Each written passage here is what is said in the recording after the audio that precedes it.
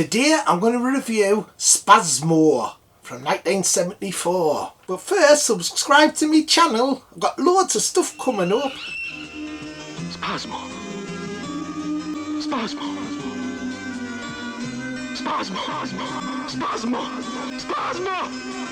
Spasmo came out in 1974 and it's an Italian giallo film. It was directed by Umberto Lenzi and he also helped with the story. The film stars Suzy Kendall as Barbara, Robert Hoffman as Christian, Ivan Rassimov as Fritz, and Adolfo Lazzaretti as Taurus. The music was by the great Ennio Morricone. The film runs 94 minutes and 10 minutes was added to the film to show the murders to clarify the plot. And reportedly, Giorgio Romero was hired to shoot all this. 10 minutes of the film's directed by Giorgio Romero. So Suzy Kendall's in this film. I just reviewed a film called Torso and she was in that. And that was a giallo film as well. So she did a lot of good films during this time, the 70s. Not only that, but she was in TV shows like The Persuaders. So she was in some great stuff. And this film's very similar to Torso. There's even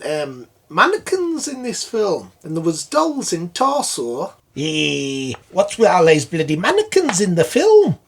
Can you get me a mannequin, Phil? You wouldn't know what to do with mannequin bones. Want a bloody bet? Hey, what the hell is he fucking laughing at? There's a lot of similarities between both films. They're both giallo films. So Spasmo has a brilliant plot. There's loads of twists and turns in this film. So there'll be no spoilers in this review. I don't want to reveal any of the twists in the plot or who the murderer is. Because one of the highlights of watching the film's seeing where the plot will go. You keep suspecting all these different characters in the film. So Robert Hoffman's character, Christian, he accidentally kills this man who had a gun, but he accidentally gets shot. And it's all about him running away from the crime. He teams up with Suzy Kendall, who was there when he accidentally shot him. The plot's about what happens to him. Will he get found out?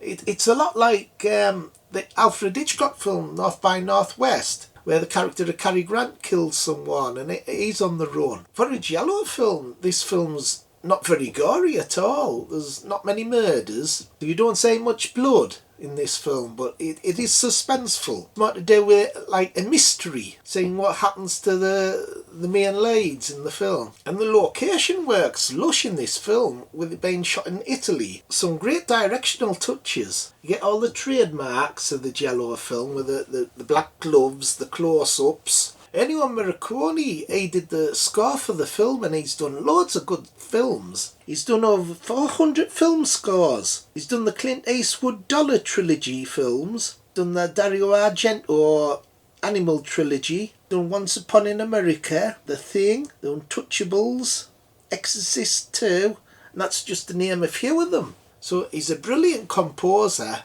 He's one of the best.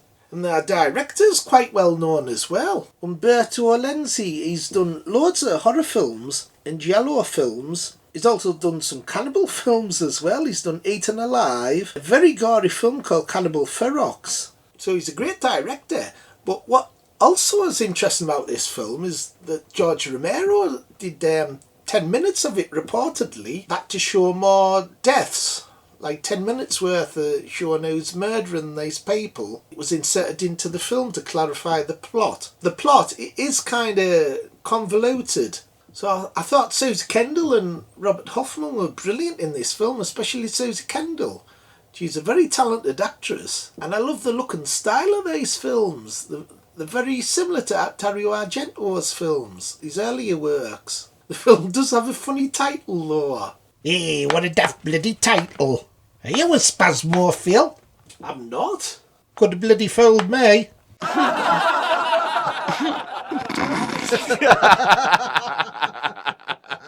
Not only are the performances good, but I like the twist ending at the end, which I can't reveal. take us by surprise, so it's worth watching all the way through just to get to the ending. And it's interesting that these giallo films are always seem to be well directed. They use the close-ups and everything and location work. And very atmospheric as well. They seem to emulate a lot of Alfred Hitchcock's films. So I think that's why fans really like these films, because of the direction. They're very underrated films. I think a lot of critics just dismiss them. They say they're just slasher films.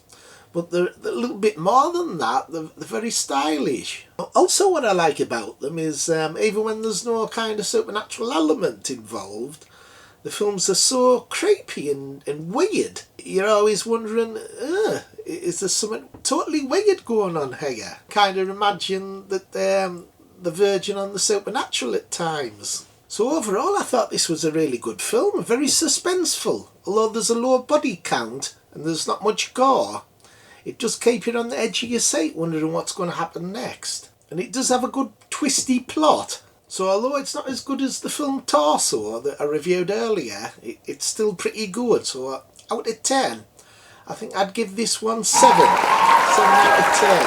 Well worth watching, especially if you like giallo films. Did you think, Bones, did you like it? Thought it was a load of bloody bollocks. I think I'm the biggest Spasmo watching the bugger. Okay, everybody, bye. Like, subscribe and share. See you next time. Bye.